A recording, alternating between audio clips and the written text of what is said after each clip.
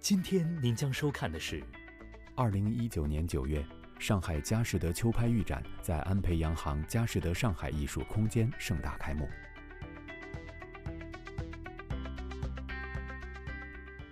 大家好，观众朋友们，您现在看到的是今晚我们品画。艺术大家毕加索的外孙奥利维埃·毕加索，他写有很多毕加索的专著，并且参与过毕加索的纪录片的拍摄。他对毕加索有着很深刻的了解。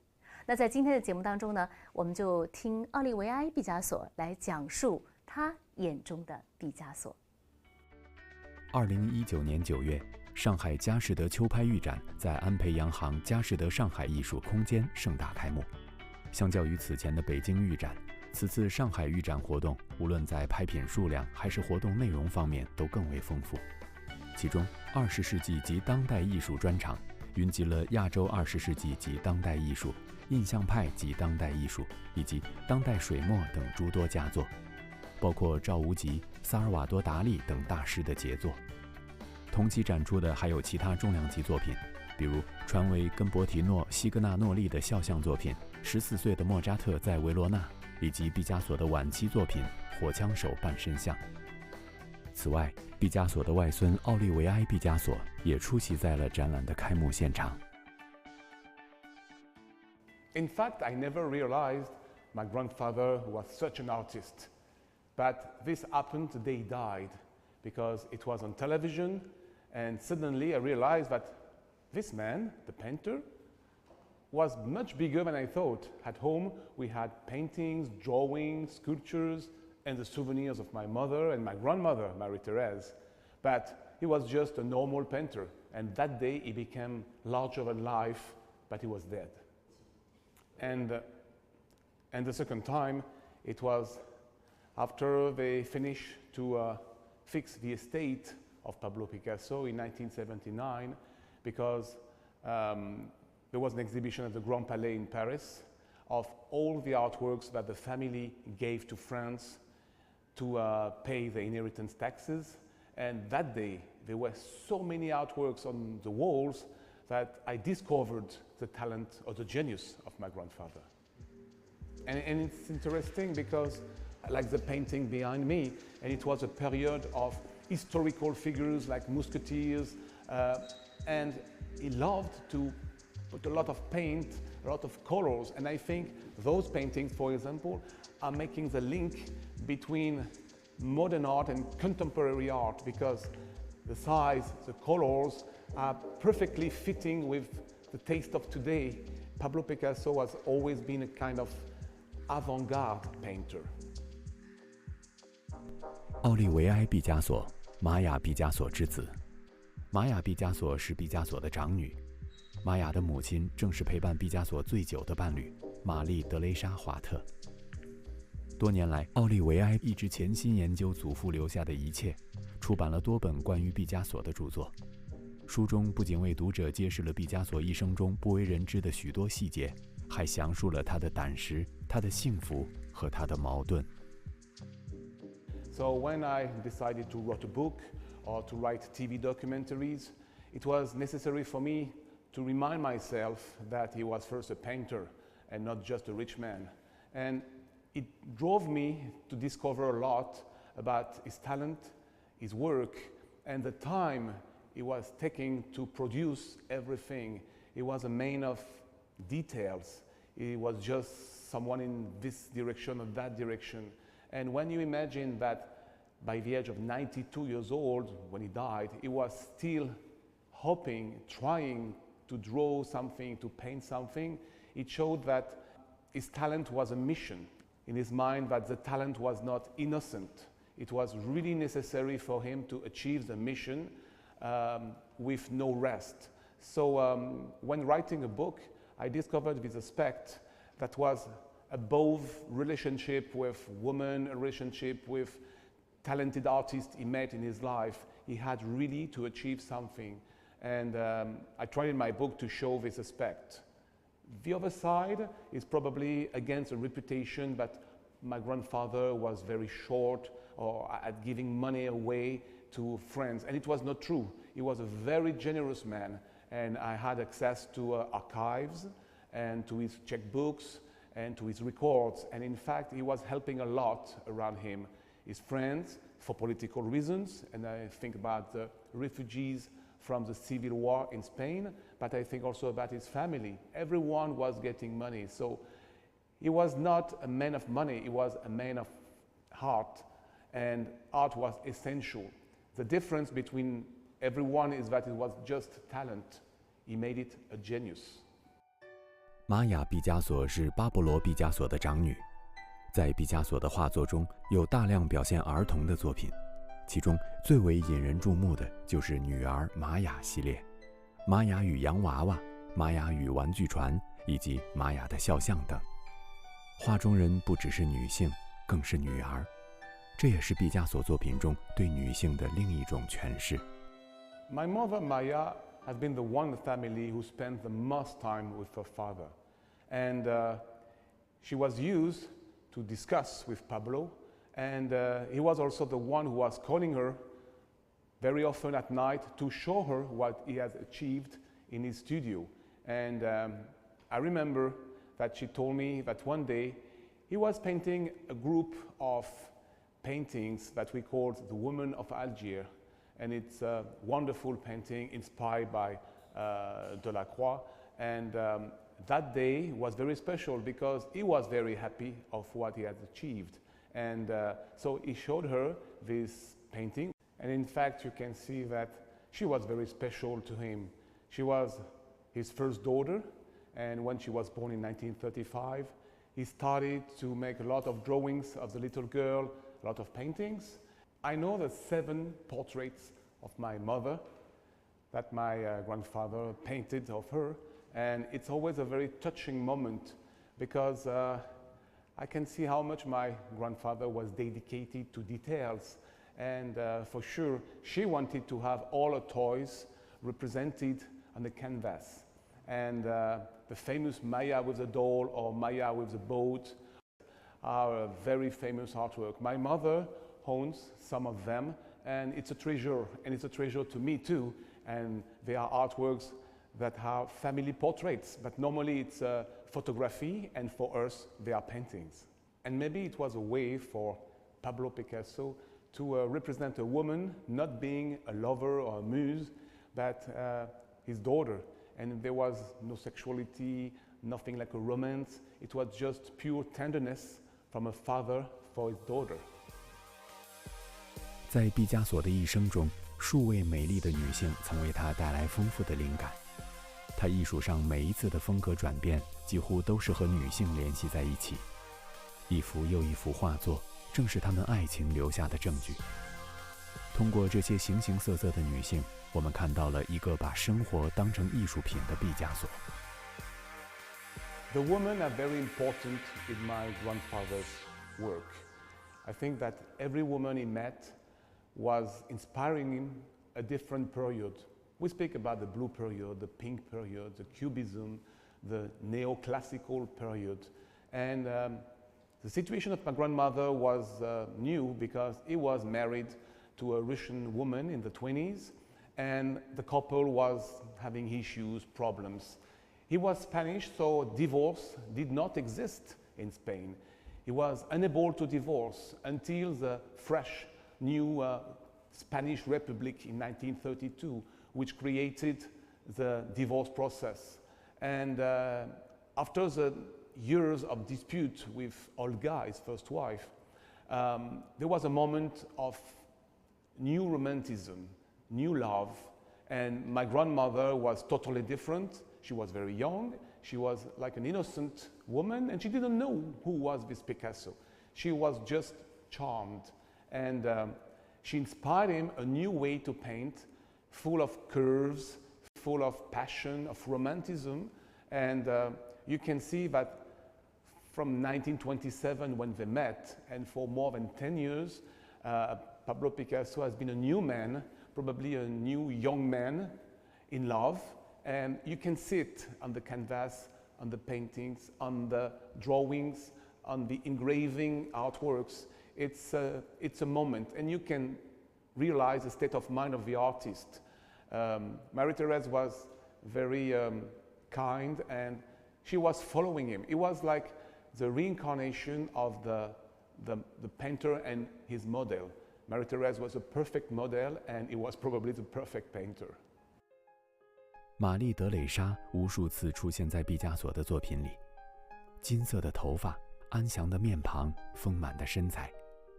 无论是油画还是雕塑，人们都能通过这些作品看到毕加索的情感和欲望。1932年，二人的爱情达到顶峰，毕加索以他为原型创作了超过100件作品，其中包括后来闻名于世的《梦》。毕加索用最简单的绘画表现出了一个在梦境和理想中的少女形象，给观者留出更多的想象空间和自由性。The very famous painting, The Dream, is a portrait of my grandmother, Marie-Thérèse. And the first time I saw it, it was in New York. It belonged to a family named Gans. They made money in toys manufacturing, and they loved this painting. And when my mother saw it, of course, she was remembering those years, and she wanted to buy the painting, but the family wanted to get a very high price, and they went on an auction sale, and it was sold to an American casino billionaire who kept it for a long time. And my mother was very happy because the painting was in a safe place. And the funny story about this painting is that at the moment he decided to sell the painting to another person, and he was so happy to celebrate with a glass of champagne that he hit the painting with his ankle and made a little hole in the painting. So it was a catastrophe. Marie-Thérèse was wounded. And in fact, today there are technical process to repair the paintings, and it has been fixed, and 2-3 years after it has been sold for an incredible price. But to me, this is the value of my grandmother. For me, it's just sentimental, and for people, it's a question of money.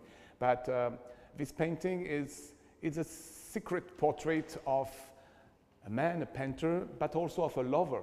And there is some sexuality into it that people may notice or not. But to me, it's just the portrait of my grandmother. 接下来您将收看的是，毕加索深受传统斗牛文化的影响，无论在作品中还是生活中，他就像一头雄心勃勃的公牛，充满着西班牙人激情和活力。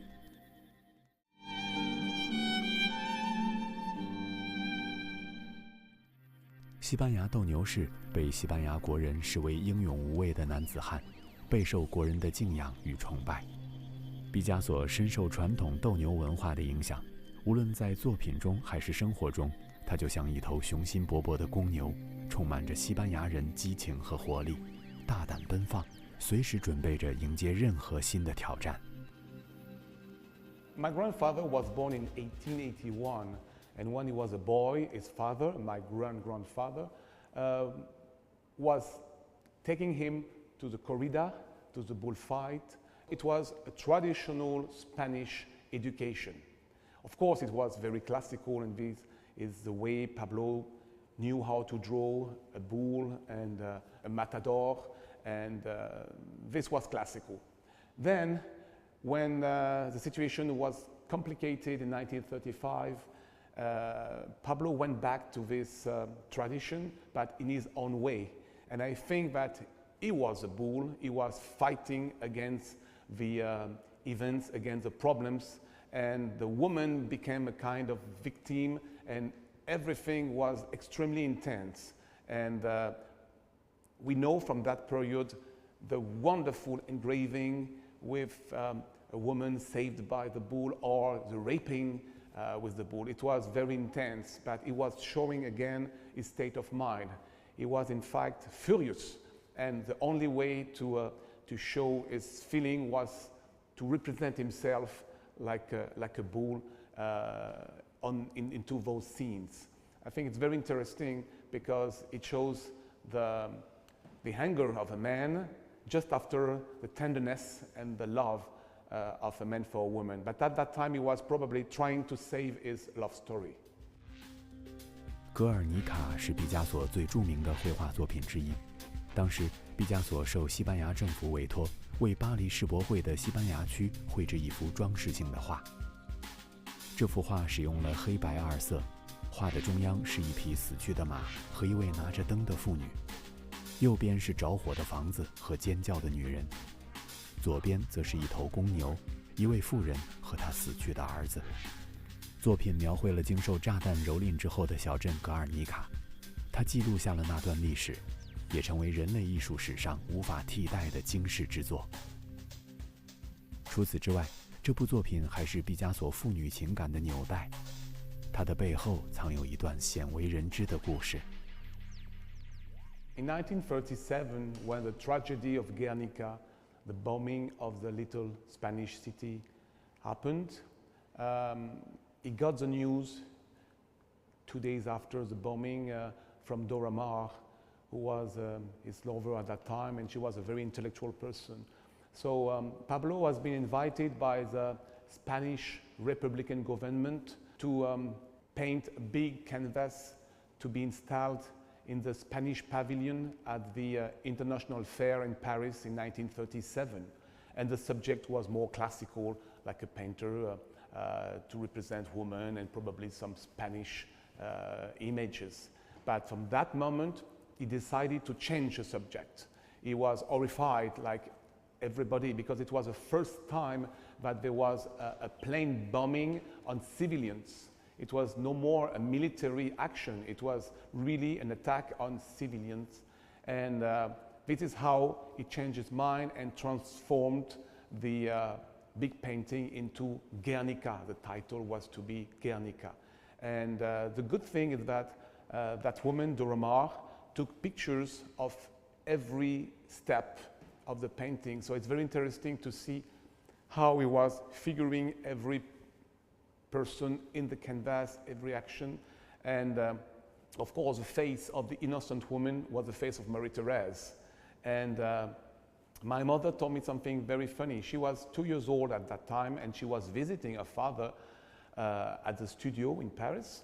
And she doesn't remember clearly the large painting, but she was recognizing her mother, and she told me that her dad told her that she was shouting, "Oh, mama, mama, mama," on the painting, and she even put her little hand at the bottom of the painting.